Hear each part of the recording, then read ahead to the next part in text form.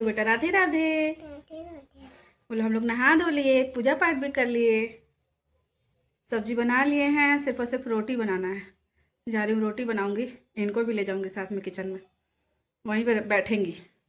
इनको अकेले छोड़ना मतलब समझ जाइए कि कुछ ना कुछ घटना। इतनी बदमाशी कि मतलब पूछिए ही नहीं।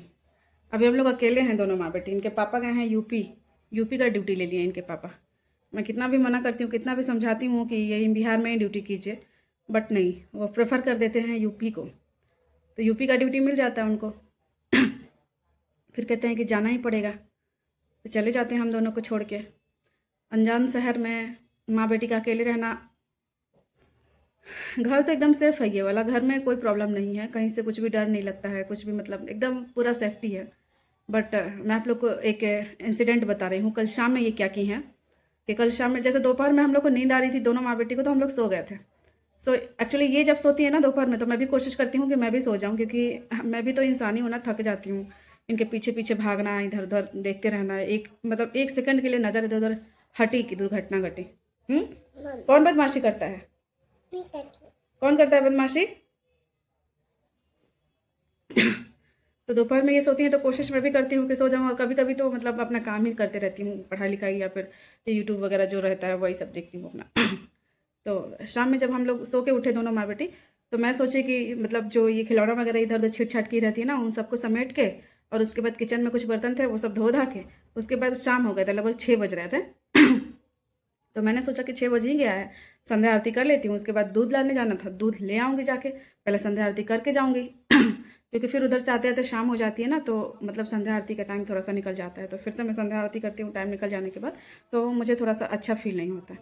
तो इसीलिए सोची कि चलो संध्या आरती करके ही जाऊँगी। और जैसे ही संध्या आरती करने के लिए पूजा रूम में गई हूँ, आरती लेके, और इस वाले रूम में और उस वाले रूम में, दोनों रूम में और किचन में आरती दिखा ही रही हूँ, तब तक ये मेरे पीछे घुस गई पूजा रूम में, और घुस के अंदर से दरवाज़ा लॉक कर ली। अब मैं इधर से आरती करके सारे रूम और किचन में आरती करके उधर गई पूजा रूम में, तो मैं देख रही हूँ कि बंद है अंदर से दरवाज़ा, और ये अंदर ही है। मैं सोची, पहले तो मुझे लगा कि कोई बहुत बड़ी बात नहीं है, जैसे ये बंद की है अंदर से तो खोल भी लेंगी। मैं इनको कितना भी बोल रही हूँ कि दरवाज़ा खोलो बेटा, दरवाज़ा खोलो बेटा, खोल ही नहीं रही है, खोल ही नहीं रही, खोलने आ ही नहीं रहा। बंद करने के लिए बंद हो गया, कुंडी ऐसे खींच दी तो लग गया, लेकिन नहीं आ रहा है खोलने। अब पूजा रूम का दरवाज़ा कैसा है, वो शीशा वाला नहीं, मिरर वाला दरवाज़ा रहता है। अंदर से वो कुंडी लगाने वाला, बाथरूम का दरवाज़ा मतलब समझ लियो उसी उसी टाइप का, सिर्फ मिरर लगा हुआ है उसमें। दिख रही थी ये मिरर के बाहर से, मैं इनको देख रही थी और ये मुझे देख रही थी। उस समय लाइट था। कितना समझाई हूँ, कितना बताई हूँ, प्यार से गुस्सा करके हर तरह से कि मतलब इस तरीके से ऐसे दरवाज़ा खोलो, लेकिन नहीं खोल पा रही। कह रही मम्मा चाबी से खोलो, चाबी से खोलो मम्मा, मुझे बाहर निकालो। शुरुआत में तो इनको भी मतलब नॉर्मल लगा कि मैं निकल जाऊंगी, लेकिन जब थोड़ा टाइम हो गया, लगभग 10-15 मिनट हो गया और नहीं निकल पाई ना, तो फिर लगी चिल्ला चिल्ला के रोने, और उतना ही पे लाइट चली गई। अब दिख भी नहीं रही हैं ये मुझे, और ना इनको मैं दिख रही हूँ, और चिल्ला चिल्ला के रोने लगी, मम्मा मम्मा मुझे बचाओ, मम्मा निकालो निकालो। अब मैं कैसे निकालूँ, मुझे बिल्कुल भी समझ में नहीं आ रहा है। इनके पापा को फ़ोन करी थी, पापा भी इनके ड्यूटी पे थे, तो फ़ोन उठा नहीं रहे थे। थोड़ा बहुत मैंने क्या किया कि वीडियो शूट किया और इनके पापा को भेजा कि देखिए क्या किए हैं। फिर इनके पापा उधर से कॉल किए तो पूछे कि क्या हुआ है, तो मैंने बताया कि ये अपने आप को लॉक कर लिए हैं पूजा रूम में अंदर से। फिर इनके पापा बोले कि जाओ अंकल आंटी को बुला लाओ। उस समय पे पता है मेरा भी दिमाग बिल्कुल काम नहीं कर रहा था। जब आपका बच्चा परेशान हो रो रहा हो तो फिर आपका दिमाग कैसे काम करेगा। मैं जाकर नीचे अंकल आंटी को बुला लाई। आंटी बेचारी कभी ऊपर नहीं आती हैं, कभी नहीं, क्योंकि वो बुजुर्ग हो गई हैं थोड़ा, मतलब मान के चलिए 60+ ही होंगी। तो अभी हम लोग सेकंड फ्लोर पे है ना, तो 3 तल्ले पे चढ़ के आना सीढ़ियों से उनके लिए थोड़ा सा प्रॉब्लम होता है, कभी नहीं आती ऊपर। लेकिन जैसे ही जाके मैं बोली हूँ ना, अंकल आंटी दोनों लोग दौड़ते हुए आए हैं एकदम, और वो लोग भी पूरा कोशिश कर रहे हैं कि दरवाज़ा खोल दे, हम लोग दरवाज़ा खोल दे। इनको सिखा रही आंटी कि बेटा ऐसे खोलो, बेटा ऐसे खोलो। वो बाढ़ तरफ की हैं, बिहार की ही बाढ़ तरफ की, तो बुतरू बोलती हैं बच्चों को, तो बुतरू खोलो, ऐसे बुतरू खोलो। लेकिन इनको नहीं समझ में आ रहा है, खाली रो रही हैं रो रही हैं रो रही हैं। फिर इनके पापा को मैंने कॉल किया तो इनके पापा बोले कि एक काम करो, जो शीशा है ना दरवाजे में लगा हुआ उसको तोड़ दो और तोड़ के इनको निकालो बाहर। तो मैंने बोला कि शीशा को तोड़ूंगी तो फिर बच्चा को चोट भी तो लगेगा, सब चेहरा वेहरा पे शीशा पड़ जाएगा। तो बोल रहे हैं कि उसको बोलो कि पीछे जाओ और घर में जो हथौड़ी है वो हथौड़ी से तुम दरवाज़ा तोड़ दो। अंकल आंटी को बोलो कि हम लोग फिर लगवा देंगे वो शीशा। तो अंकल आंटी भी बेचारे एक बार भी नहीं बोले कि नहीं ऐसा मत करो। वो लोग भी बोले कि हाँ ठीक है, अगर मतलब शीशा तोड़ के बच्चा निकाला जा सकता है तो तोड़ दो। लेकिन मुझे वही डर लग रहा था। मैं इनके पापा को वीडियो बना के भेजी कि ऐसा शीशा है, तो मतलब यहाँ से अगर मैं दरवाज़ा तोड़ती भी हूँ तो जाके इनके चेहरे पे सब पड़ेगा, तो और ज़्यादा नुकसान करेगा। तो देखते हैं कि मतलब कोई टेक्निक से अगर खुल जाए दरवाज़ा तो।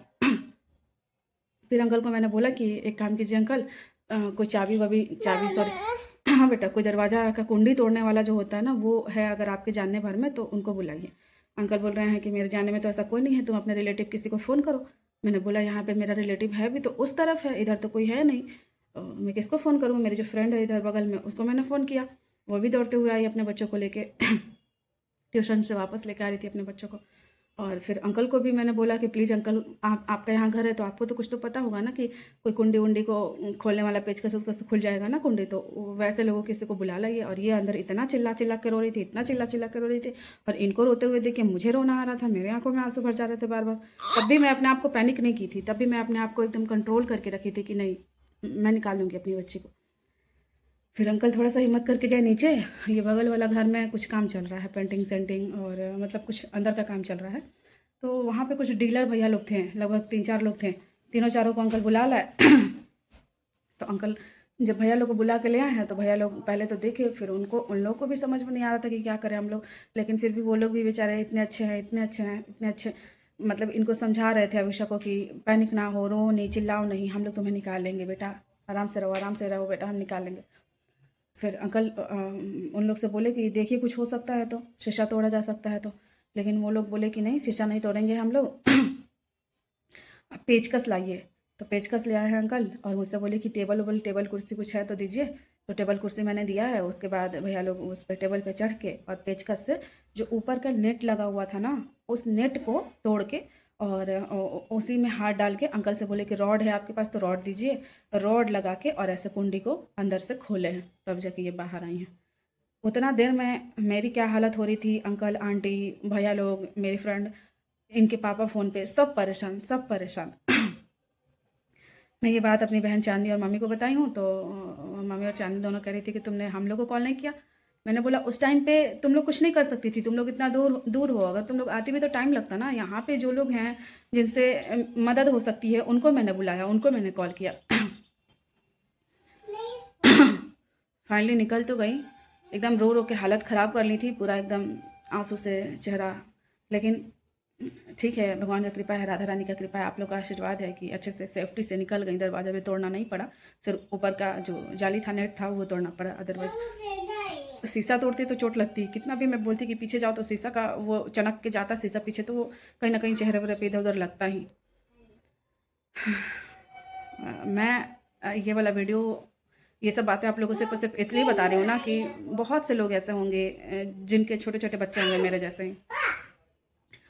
एक सेकंड भी नज़र हटी ना, दुर्घटना घटी। बच्चा अगर आपके घर में है ना तो बहुत ही ज़्यादा ध्यान रखना होता है। मैं खुद इतना ध्यान रखती हूँ, मतलब मैं आप लोगों को सच बता रही हूँ कि मैं अपना ऑनलाइन क्लासेस भी करती हूँ ना, तो सिर्फ सुनती हूँ, देखती बहुत कम हूँ। जब तक ये सो नहीं जाती हैं तब तक मैं क्लासेस देखती नहीं हूँ, सिर्फ सुनते रहती हूँ, ईयरफोन लगा के, ईयरबड लगा के। लेकिन कल होना था ये सब चीज़ें। इतना गुस्सा भी आ रहा था, रोना भी आ रहा था। इनके पापा बोले हैं कि जितने भी दरवाज़ा है ना, दरवाज़ा खिड़की, सबका अंदर से वो कर दो, टिप लगा दो कुंडी में, ताकि ये दरवाज़ा बंद ना कर पाए अंदर से। लगाऊंगी, सारे दरवाजे में टिप लगाऊंगी। बहुत चौकन्ना रहना पड़ता है। बहुत सारे लोग मुझसे कहते हैं कि अकेले रहती हो, बच्चा अकेला, एक ही तो बच्चा है, क्या ही काम है तुम्हें, पढ़ाई लिखाई पे ध्यान दो, जॉब ले लो। मेरे भलाई के लिए ही सोचते हैं मेरे मम्मी पापा लोग, ये बात बोलते हैं। बट सच बता रही हूँ ना कि चाहे अकेले रहो, एक बच्चा हो चाहे 4 बच्चा हो, सबका काम वही होता है, सेम ही होता है, चौकन्ना रहना ही पड़ता है, अपने बच्चे का ध्यान रखना ही पड़ता है। थोड़ा सा भी ध्यान भटका ना, हो जाता है कुछ ना कुछ कांड। मैं कोशिश करती हूँ कि मैं पढ़ाई करूँ, जॉब ले लूँ, क्योंकि जॉब मेरे लिए भी तो बहुत ज़्यादा ज़रूरी है ना। मैं अपना भला खुद भी तो सोचती हूँ, तो सोचना चाहिए भी।